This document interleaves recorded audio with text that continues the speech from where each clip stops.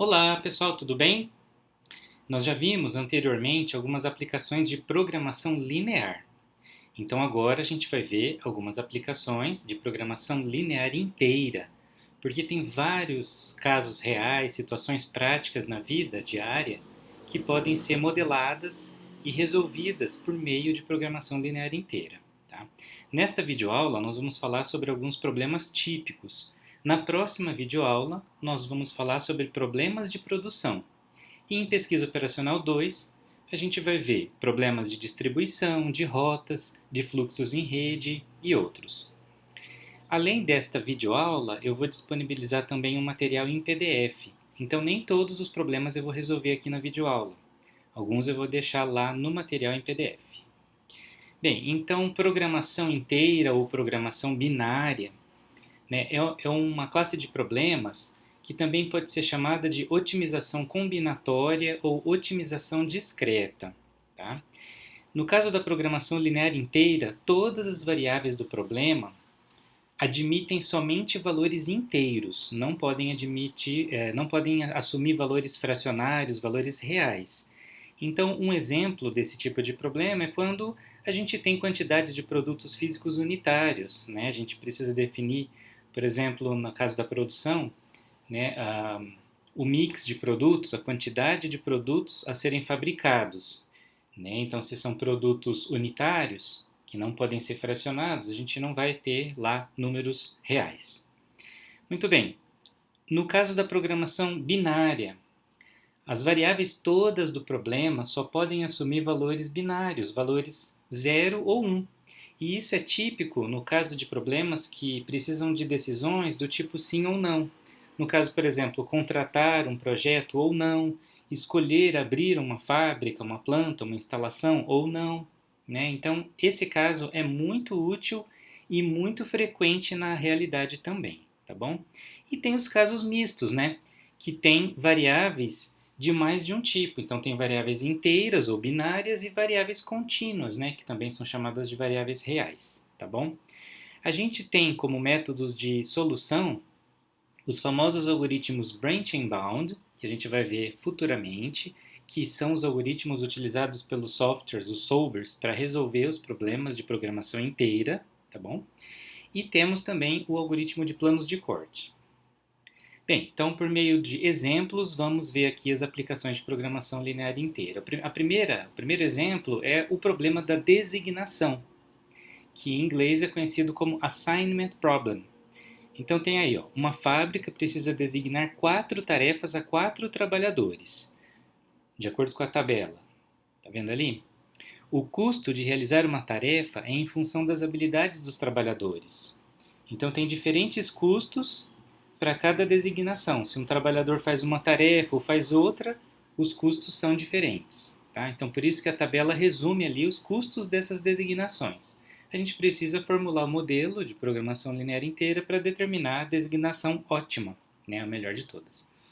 Muito bem, então como parâmetros desse problema, nós temos ali o número de designações, né, de pares, que é a dimensão daquela matriz, que vai ser sempre uma matriz quadrada. Aquela, no caso do exemplo, era 4 por 4, então n é igual a 4.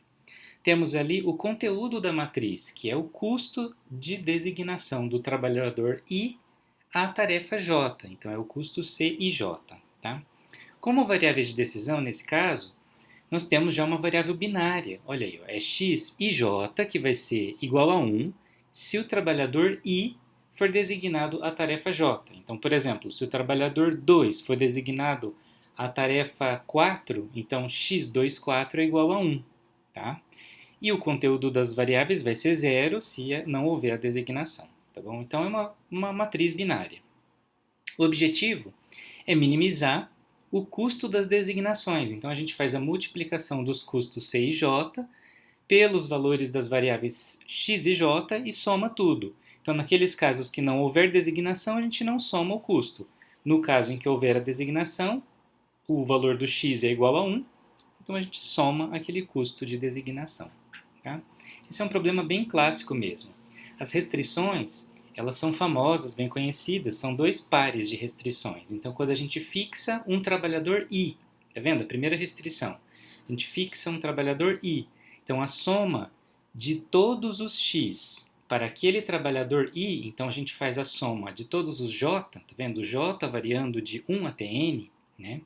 Então, por exemplo, para o trabalhador 2, a gente vai fazer a soma de todos os j indo de 1 até n. Então, vai ficar x 21, x 22, x 23, x 24. Essa soma toda tem que ser igual a 1. Por quê? Para o trabalhador do exemplo, trabalhador 2 que a gente pegou aí, a gente só pode fazer uma designação, né? Exatamente uma. Então não pode ser nem menos, né? Ficar sem designar, nem mais. A gente designar um trabalhador a mais de uma tarefa, certo? Então o mesmo raciocínio a gente aplica para cada tarefa. Agora, fixando cada tarefa J, tá vendo? Se a gente pega um exemplo, J igual a 3, né? A gente vai fazer a soma agora de todos os i, variando de 1 até n. Então, se o j é igual a 3, a gente vai fazer x 13, x 23, x 33, x 43. Essa soma toda tem que ser exatamente igual a 1, é o mesmo raciocínio, né? Então, cada tarefa, né, tem que ser feita por um único trabalhador, então não pode sobrar tarefa sem ser executada, né, nem uma tarefa ser designada a mais de um trabalhador, a 2 ou 3, tá certo? A última restrição ali, né, é a tal da restrição de não negatividade, só que no caso aqui, como ela é binária, então a gente já define esse domínio da variável, né? O x e j tem que pertencer ao conjunto 0, 1, tá vendo? Então é assim, temos aí já o nosso primeiro modelo de programação linear inteira, tá bom? Vamos ver mais um exemplo do problema da designação. Esse é um caso particular. A ideia é a mesma, ó, tem lá a tabela com os custos de designação, só que o que acontece de diferente nessa tabela? Tem células que não têm valores. Está vendo a célula 1,3 e a célula 3,4. O que é que significa? Que o trabalhador 1 não pode fazer a tarefa 3. E o trabalhador 3 não pode fazer a tarefa 4. Por alguma razão, por falta de habilidade, falta de formação, falta de competência técnica, né, que ele não pode executar. Então essa tabela ela não tem alguns valores. Em geral, quando não tem valores, essa tabela, então, ela é fornecida com o valor zero nessas células. Só que, então, matematicamente, o que acontece quando tiver um valor zero nessa tabela aí? Se a gente colocar lá no solver para resolver esse problema, a gente elabora o modelo, né, e implementa lá no solver, né, o computador automaticamente vai escolher aquela célula que tem o custo zero, porque a gente está tentando minimizar custos. Então o computador, ao fazer as contas, vai verificar, puxa, tem uma célula com custo zero, então eu vou escolher, eu vou priorizar essa célula. E a ideia é justamente ao contrário. Se tem o zero na tabela, significa que aquela célula não pode ser escolhida. Entendeu? Então é um problema matemático-computacional que a gente precisa resolver. Né? Só que aí é simples, é só acrescentar uma restrição no modelo matemático que o computador já vai interpretar corretamente. Tá? Tem uma outra solução também que a gente poderia fazer aqui, né? Uma solução computacional.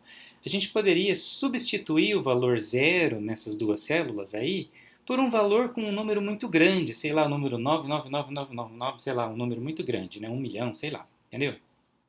Só que isso é uma solução meio manual, né? Meio quebra-galho, né? A gente fazer uma substituição modificando os dados do problema, né? Entendeu? Então funcionaria também, daria para usar o mesmo modelo, só substituindo então os valores dessas células, mas tem uma outra forma mais elegante de resolver. A gente mantém os dados do jeito que está aí na tabela e acrescenta uma restrição. Então, se a gente acrescentar essa restrição de que o valor de x e j tem que ser sempre menor ou igual ao valor de c e j, que é o custo, resolve o problema. Tá? Por que funciona? Porque se o valor de c e j, né, que é o custo de designação, que é o valor que consta aí nessa tabela que a gente está vendo, for um valor maior do que zero, um valor grande, como esses que a gente está vendo aí, 50, 70, 40, então a gente permite que o x e j, que é essa designação dessa célula, desse par, seja feita ou não. Né? Então, se a célula valer 40, né, o x e j pode valer 0 ou pode valer 1. Aí vai depender das designações todas, do conjunto todo de designações, né, para ser escolhido aquela célula ou não. Tá? Mas no caso da célula que é 0, que é justamente a nossa preocupação aqui, então a célula 1,3 que vale 0, né? Quando o C e J vale zero, a gente obriga que o valor do x seja zero também, né? Porque se x e j tem que ser menor ou igual a c e j, se c e j for zero, o x não pode ser 1, né? A gente obriga a designação ser igual a zero, ali a atribuição do valor numérico no x ser zero.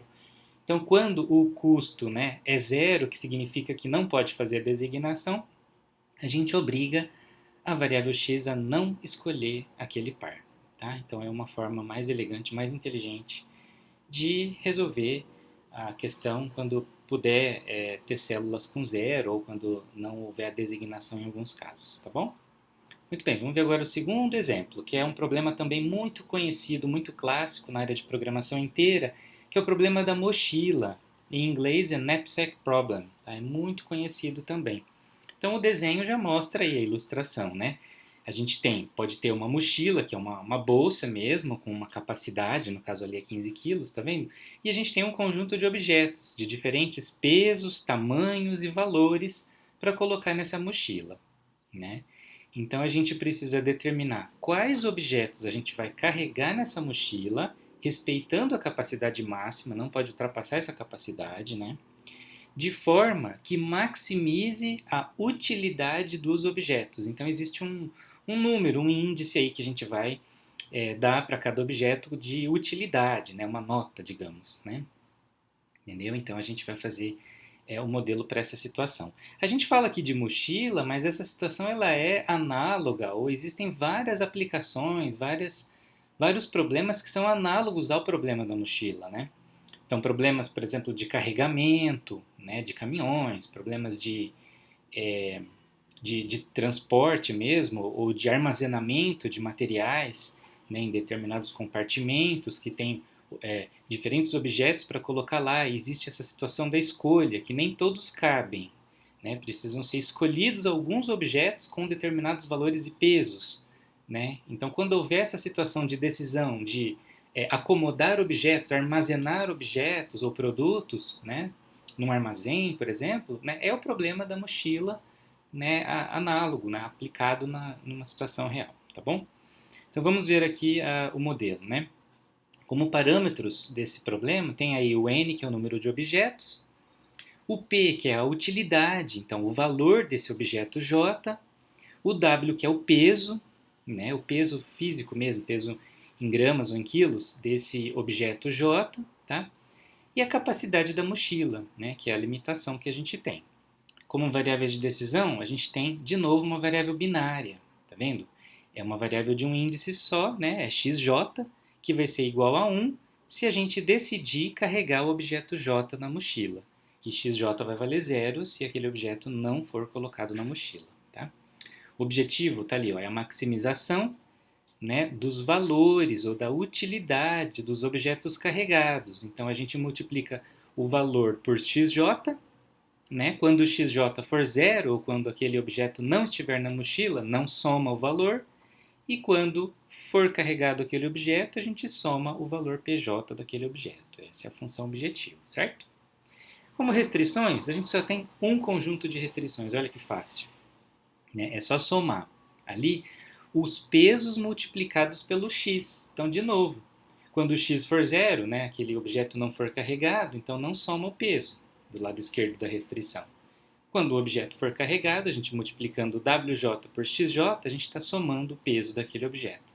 E a soma de todos os objetos carregados, né, tem que ser menor ou igual à capacidade. No máximo, igual à capacidade. Está aí um único conjunto de restrições para esse modelo. Tá? Na última linha tem ali, de novo, o domínio, né, da variável xj. Ela é binária, ela só pode assumir valores 0 ou 1. Certo? Então assim a gente tem já aí o modelo, né, do problema da mochila. Muito fácil, né? Muito tranquilo. Terceiro exemplo, terceira aplicação, também bem conhecida, é um problema de escala de funcionários. Em inglês é conhecido como staff scheduling. Vamos ver o exemplo. A ZYB, Correios e Malotes, uma franquia da ECT, a empresa de Correios e Telégrafos, deseja determinar o número de funcionários de horário integral que deve contratar para iniciar as suas atividades. Para isso, recebeu uma tabela da ECT com o número mínimo de funcionários por dia da semana. Então já tem o horizonte aí do planejamento, é uma semana. O Sindicato dos Empregados de Franqueados dos Correios mantém um acordo sindical que determina que cada empregado deve trabalhar 5 dias consecutivos e folgar em seguida os outros 2, né? 2 dias. Por exemplo, um funcionário que trabalha de segunda a sexta deve folgar no sábado e domingo. Justo, né? E que as franquias devem ter apenas empregados com horário integral, não há subdivisão de turnos. Então a contratação é diária, né? É por dia. Formule o problema de maneira a determinar o número total de empregados que a franquia deve contratar e o número de empregados por dia, certo?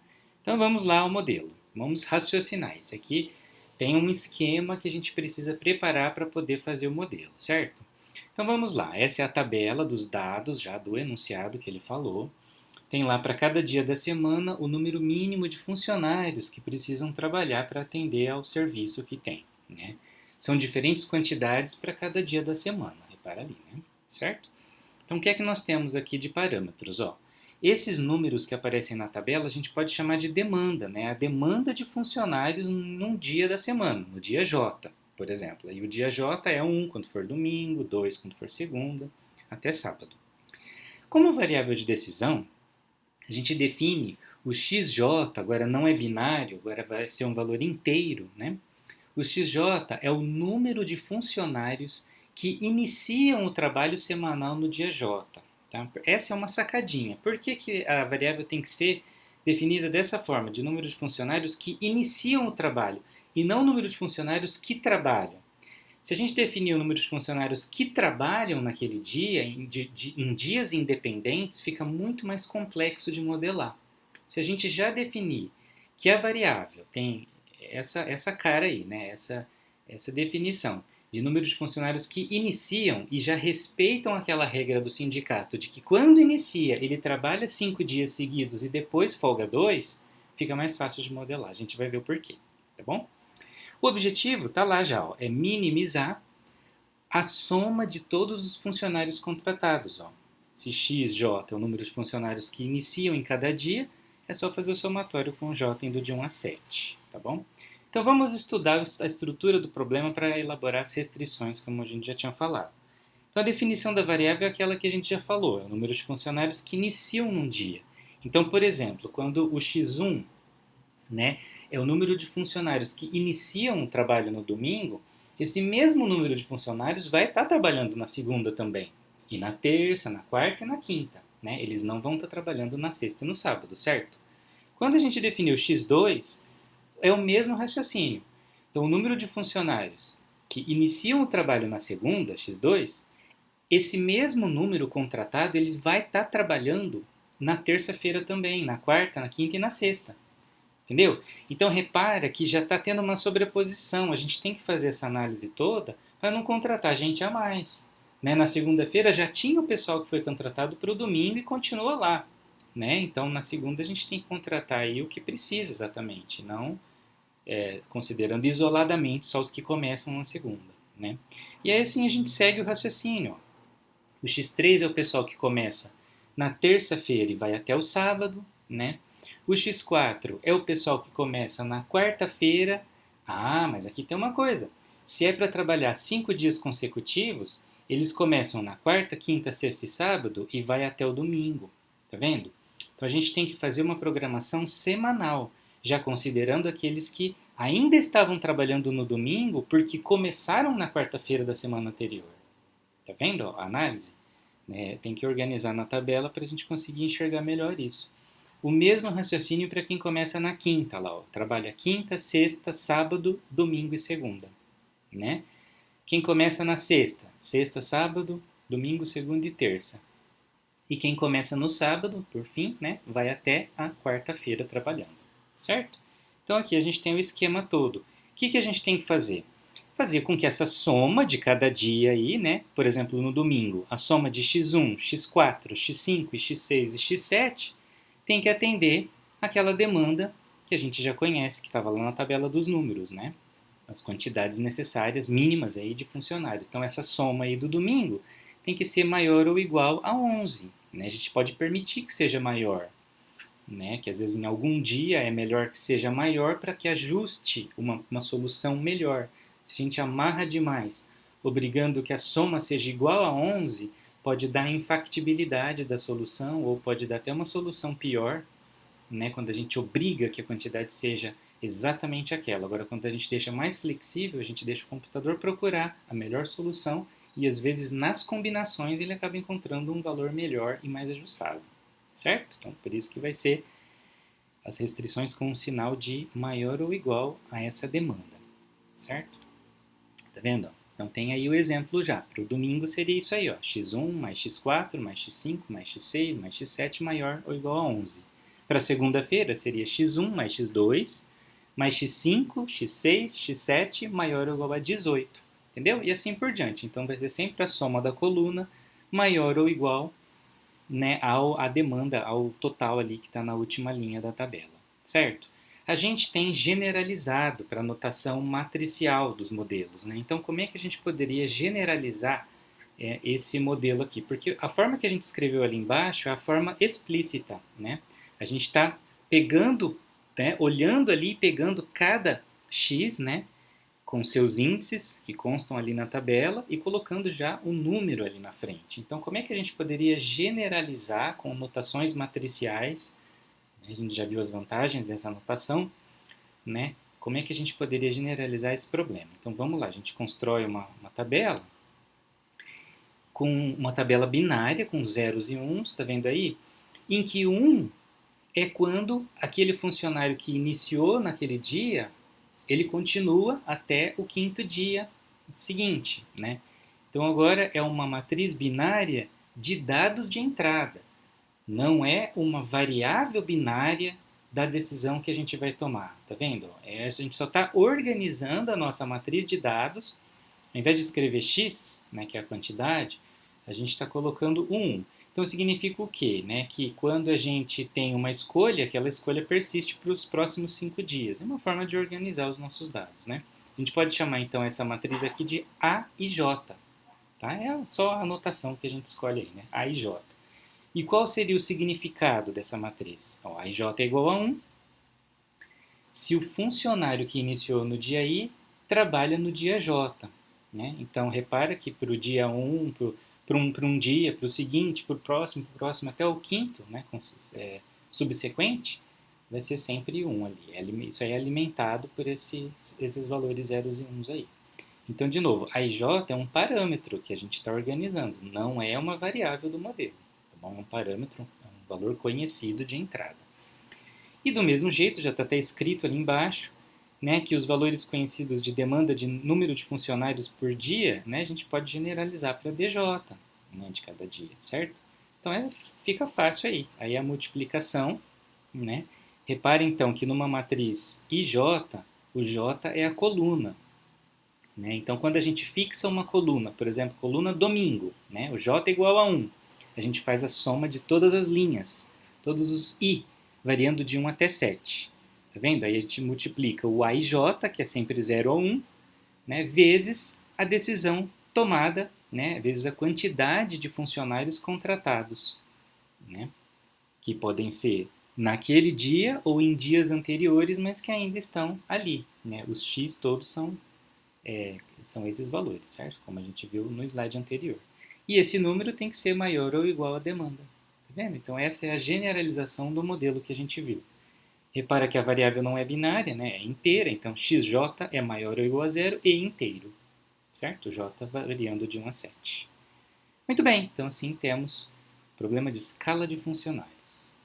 A próxima aplicação, ó, é o problema da cobertura. Em inglês é Set Covering Problem.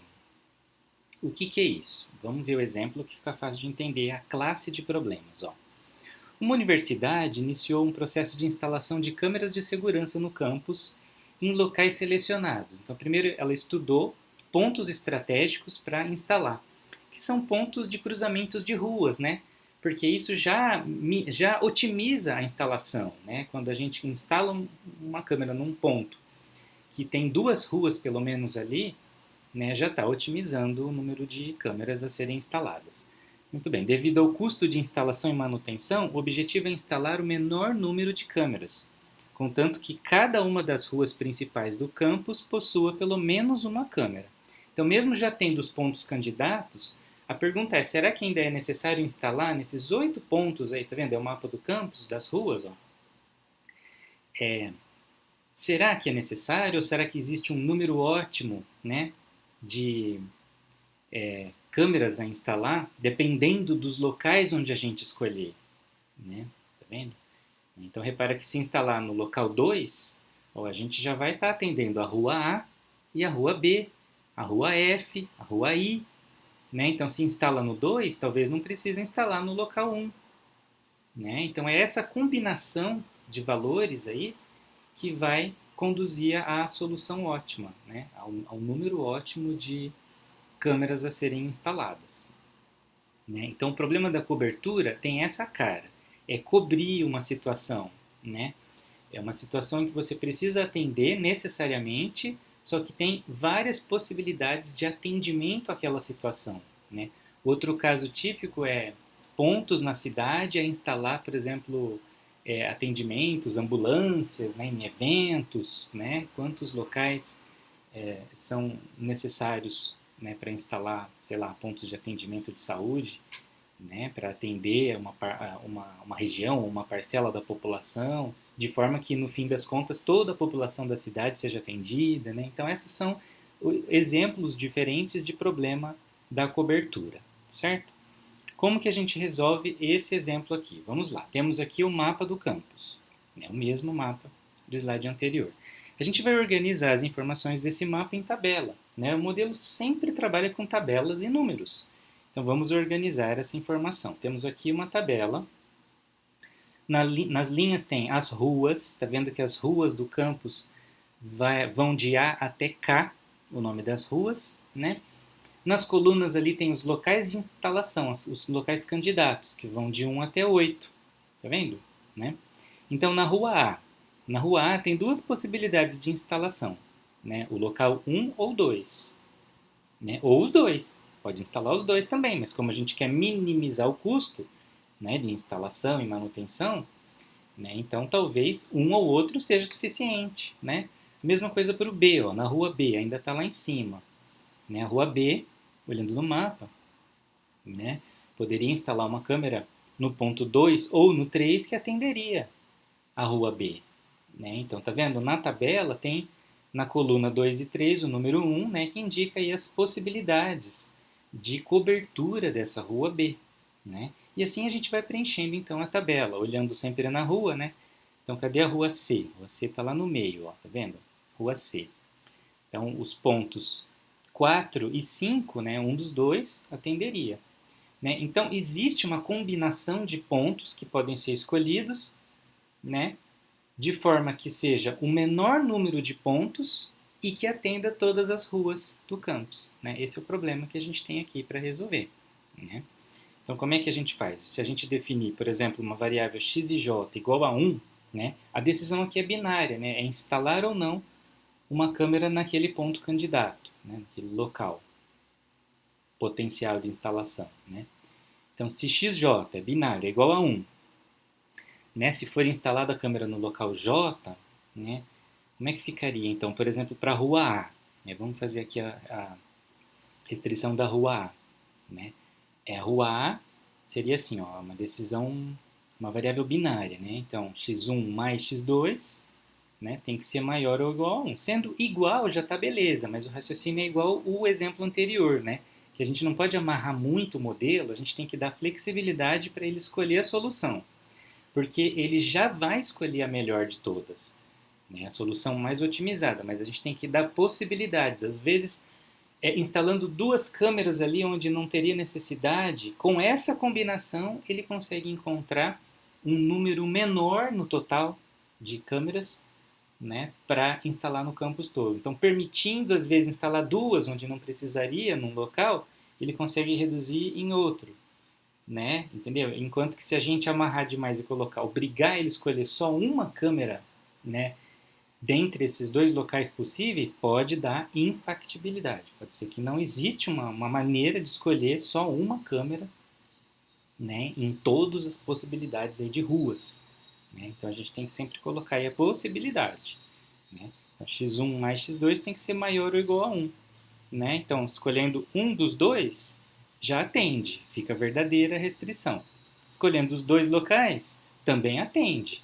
Né? E aí vai depender da função objetivo de minimização desses números todos aí. Né? E escolher um ou dois também vai depender da combinação toda das outras variáveis para ver a melhor opção. Certo?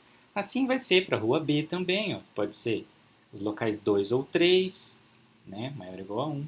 O raciocínio também do mais, aqui no caso de variáveis binárias, pode ser igual àquelas operações lógicas. Lembra que o sinal de mais equivalia ao ou? Né? Então, x2 ou x3, né? Tem que ser igual a 1, maior ou igual a 1, né? Tá vendo?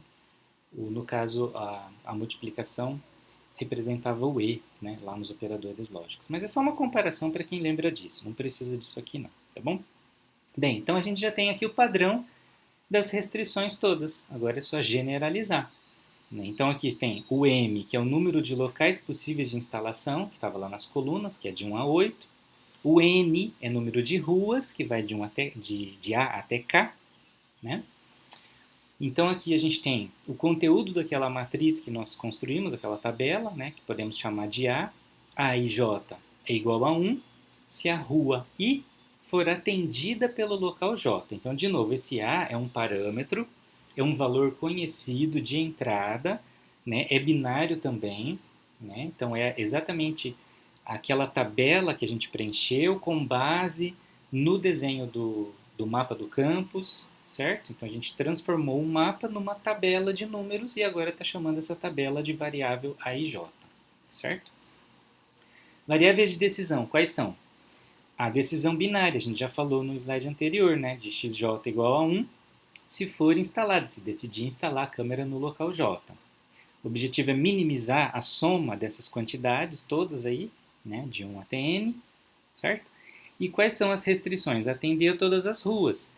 Né? Então, fixando, só tem um conjunto de restrições, tá vendo que fácil? Ó.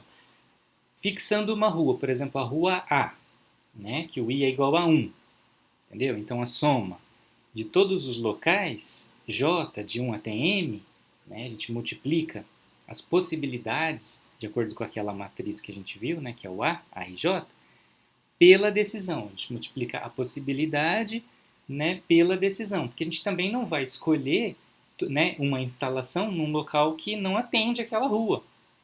Né? Para a rua A, a gente não pode escolher, sei lá, o local 8, aquele último lá, que não atendia.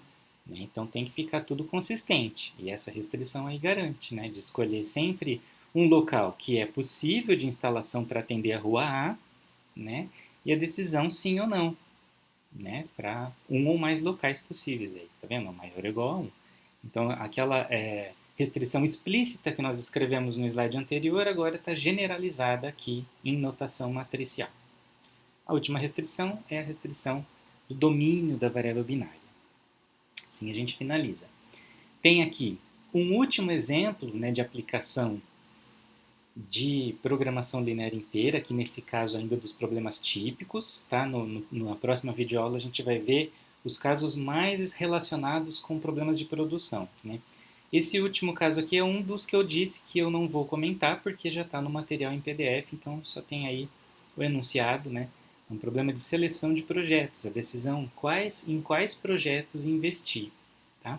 Então tem lá no material. Assim a gente finaliza esta videoaula. Tem aqui as referências, né? E até mais. Então, tchau, tchau. Até a próxima aula.